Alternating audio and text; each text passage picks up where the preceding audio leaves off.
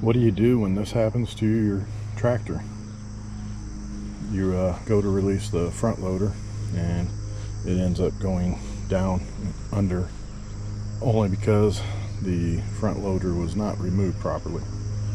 So I'm going to show how to recover from this, because it's not very simple to recover from this. I don't want to, even though the hydraulics are still hooked up, I don't want to cause any damage, potential damage. So what I did is I took a floor jack, put it underneath the front loader, lifted it up a little bit.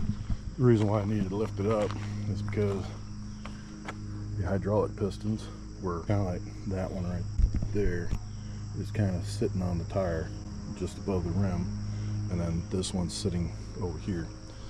So what I have to do is pull the jack out. I just put some blocks under there and pull the jack out, put it underneath the tractor, lift the tractor up, and then I'm going to remove this tire, and it should allow me to slide this way, so I don't pour the other way. I'm not sure which will be better, going to this side or that side. Well, that side looks a little caught up right down there, so I'm going to take this tire off first. Part of the reason why I'm not using the hydraulics is because if I do, what happens is that either presses up against the tractor or presses up against the tire and will not come out. Took the 4-bolt off the tire, and once I did that, the arm in the hydraulic moved this way. Right now it's actually not even touching the diff or the axle, so it's just kind of sitting there. And I left the tire with a block underneath the tractor there, because the jack tends to want to move as you jack it up, so I'm trying to prevent that. And so now what I have to do, this side's a little more touchy because for some reason it's like way up under there. I may have to start it up and move it some, but I need to get this arm right here up so it doesn't damage the hydraulic, but I'm up underneath there. The other side's not like that. I'm not sure why. They pulling different ways. Also the lock right there, little lock switch, looks like it got hit in the process of not doing this properly. All right, got both tires off. You can see there that it's really tucked underneath. What I'm gonna have to do is start it, bring this in so that it can be lifted up. With the tires there, I wasn't able to bring them in because the tire was preventing them from doing that. But I gotta do this very slowly, and I can't move the tractor forward or backwards because it's on a hydraulic jack right now.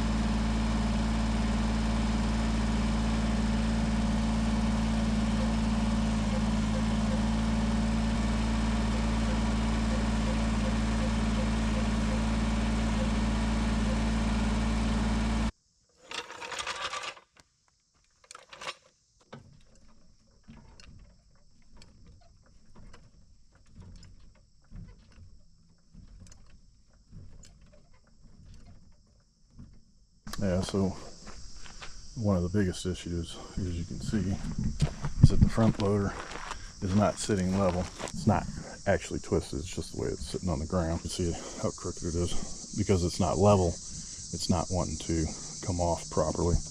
And so this arm over here is almost straight up and down, while the one over here is shooting down and under, and that's only because the tractor was leaning to this side. The other thing you gotta be careful with is these pistons on the hydraulics, because if I gouge those, I'm going to have to replace the hydraulics, or at least the piston arms, or rebuild them. What I'm going to have to do is put something up under here to hold that while I bring the tractor down, which will put it over the hub here, and then have to go work on the other side. We got these cleared on both sides. Got the arms up on some boards on the tires for now.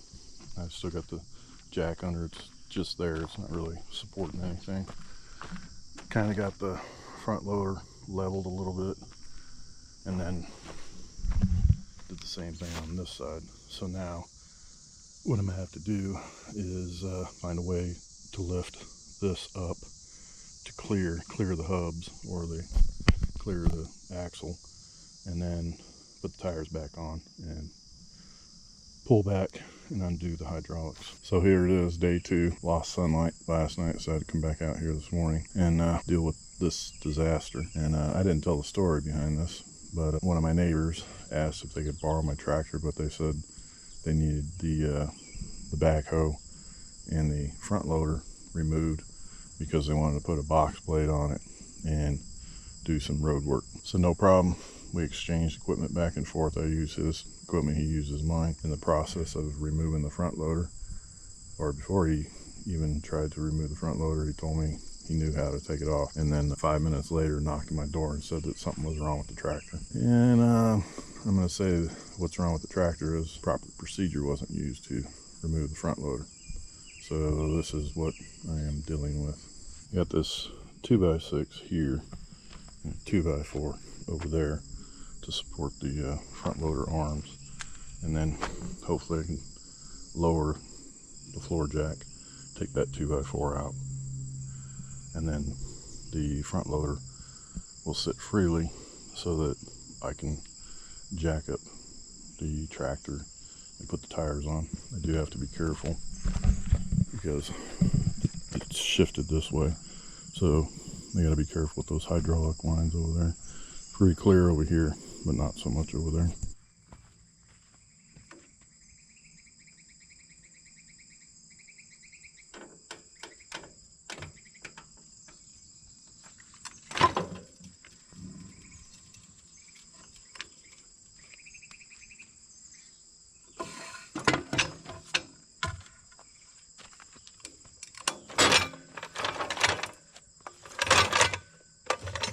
That worked out well. Now, can't move the tractor forward or backwards until I get the tires on. And unfortunately, this side over here is sitting kind of low. I'll put the jack underneath the tractor, jack it up so I can get this tire on over here.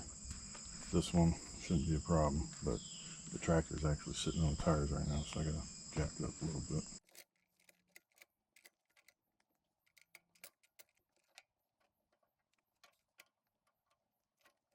Can't do the jack in the front because it's going to block me being able to put the tire on. So what I'm going to have to do is put a 2x4 across the middle, and then put the jack up under the middle and lift it up. Put a 2x4 underneath the frame, and then use the floor jack up the tractor. Got this tire on. Now I just need to get the other tire on. And then I'll have to work on getting the tractor out and disconnecting the hydraulic lines. Got both front tires back on.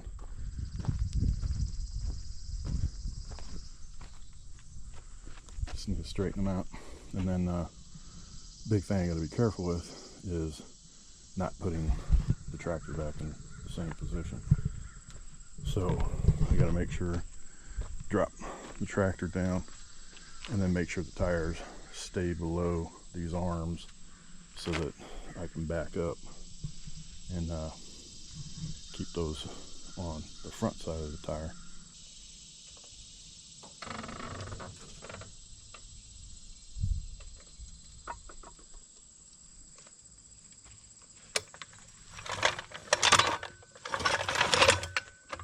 I do have a little bit of contact with the tractor over here, so I'm going to start it up, pull the hydraulic arm in.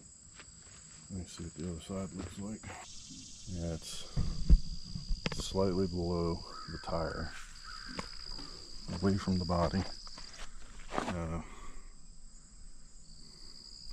So it's touching here below the tire, and I need to back up. It'd be better if this side was up higher. So I'm probably going to put the jack over here get it up higher, because I don't want to run the risk of it dropping back in. Yes, a lot of pretty shady stuff going on to get this done.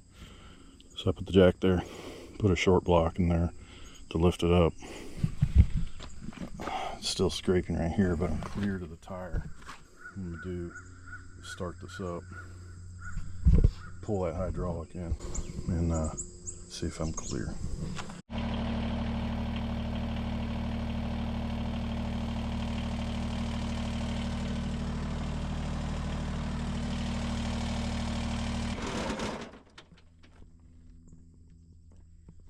Alright, so I'm all clear here, but might have an issue here. Might need to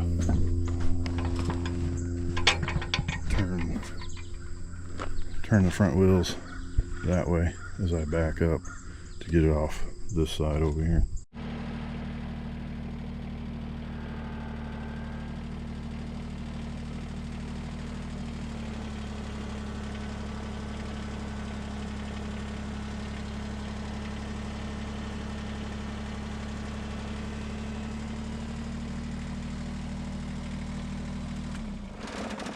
I did have to go forward and to the left first, and then turn the wheels right because I was catching the first hydraulic line over there. I don't think I damaged it, but looks like I'm clear to disconnect the hydraulics and move away from the front loader. And then the next thing will be to get it set up so that I can reattach it to the tractor. I'm gonna go ahead and get these hydraulic lines disconnected.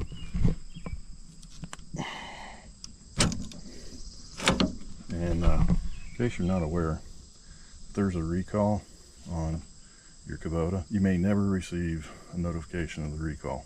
The only way you're going to find out is if tractor breaks. You take it in, they'll let you know whether you have one or not. I didn't take it in, but I did come across a channel where somebody mentioned that this part right here was recalled. And the reason why it's recalled is because it leaks really, really bad. And in this case, mine does. And I think what they're hoping for is that if yours doesn't leak, you won't bring it in. I'm gonna have to clean all that up. Those caps are dirty, so I don't want to put them on there. All right, I'm ready to move the tractor out.